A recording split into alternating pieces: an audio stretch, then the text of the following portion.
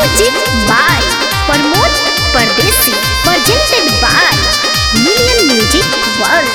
कैसे लहरल कैसे ई फहरल, खिलत देश तिरंगा के पाक भी दहलल। कैसे लहरल कैसे ई फहरल, खिलत देश तिरंगा के पाक भी दहलल। जब से ई तीन रंग के कपड़ा खिल गई चमन, लहरे लहरे ये तिरंगा हमार नीला रे गगन, लहरे लहरे ये तिरंगा हमार नीला रे गगन।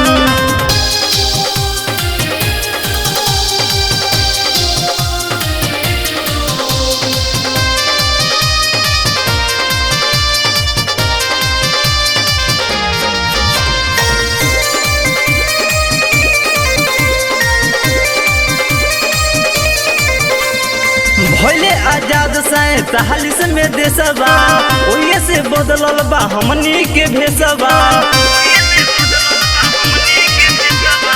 ना जाने कितना वीर दे दिले जान हो, तब जाके भइल बाटे देशवा महान हो। कैसे लहरल कैसे ई फहरल, खिलत देश तिरंगा के पाक भी दहलल। जब से ये तीन रंग के कपड़ा खिल गई चमन, लहरे लहरे ये तिरंगा हमार नीला रे गगन, लहरे लहरे ये तिरंगा हमार नीला रे गगन।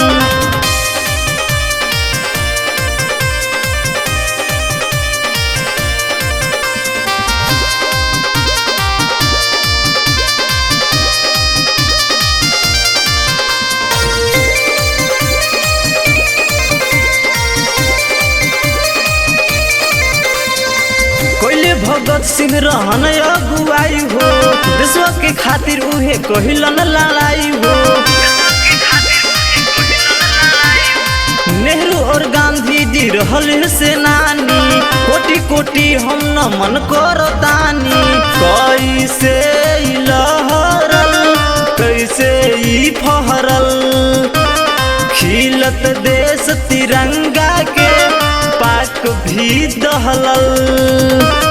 जब से ये तीन रंग के कपड़ा खिल गई चमन, लहरे लहरे ये तिरंगा हमार नीला रे गगन, लहरे लहरे ये तिरंगा हमार नीला रे गगन।